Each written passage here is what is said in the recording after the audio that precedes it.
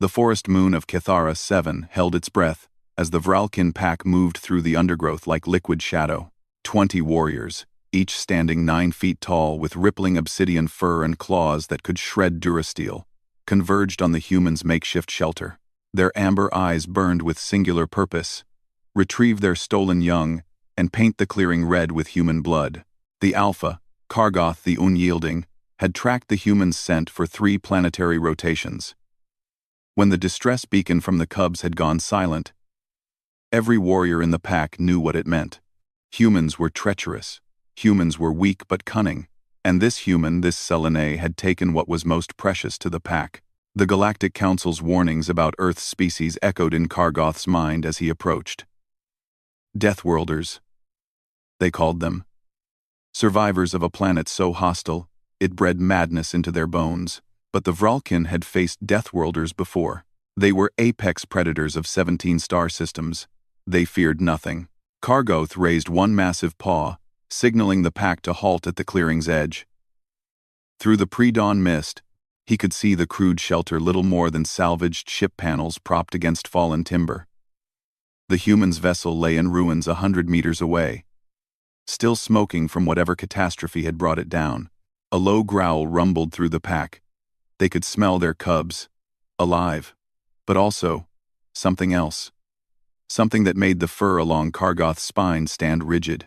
The scent of milk, of warmth, of contentment. With a gesture, Kargoth moved forward alone. The shelter's entrance hung open, and what he saw within made him freeze mid-step.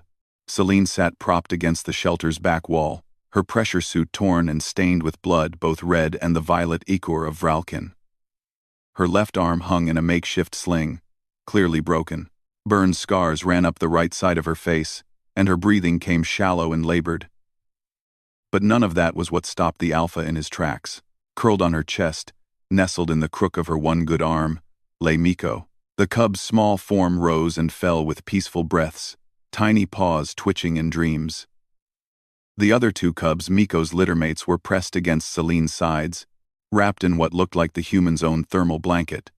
All 3 were clean, well-fed, and utterly at peace. Selene's eyes flickered open at the Alpha's approach. She should have screamed, should have scrambled for a weapon.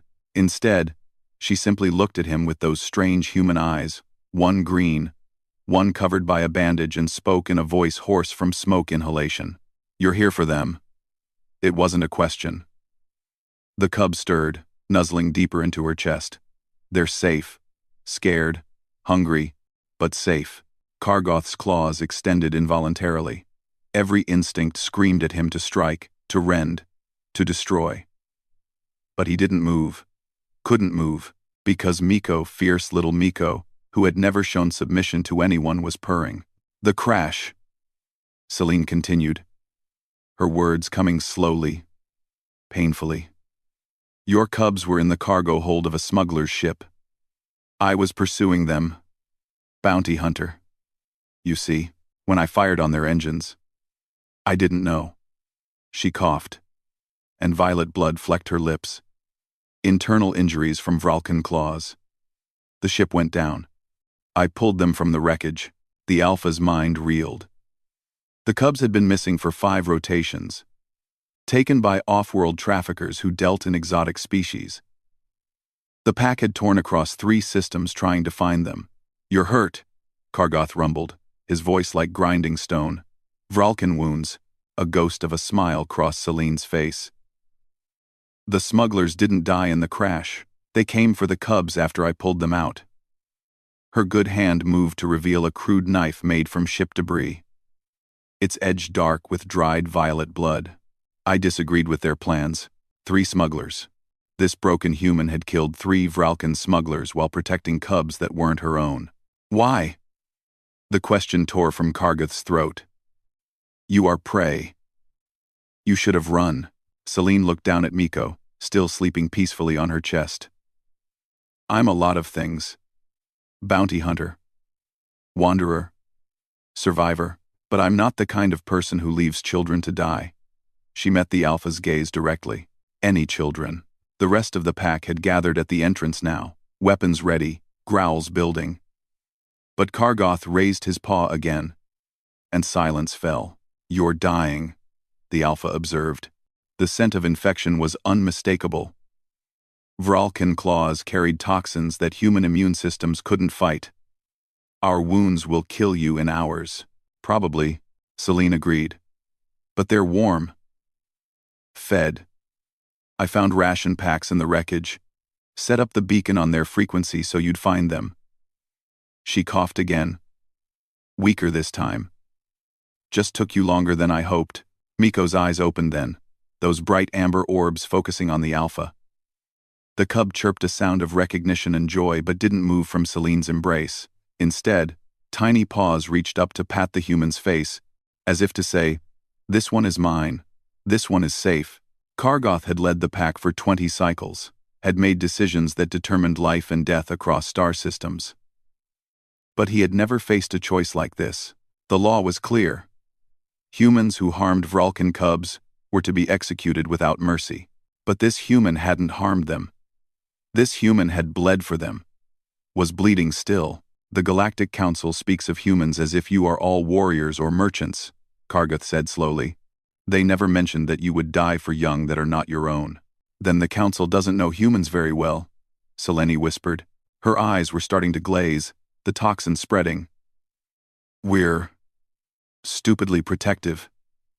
Even when we shouldn't be." The Alpha made his decision. "Healer," he barked. A smaller Vralkin rushed forward. Medical kit already open.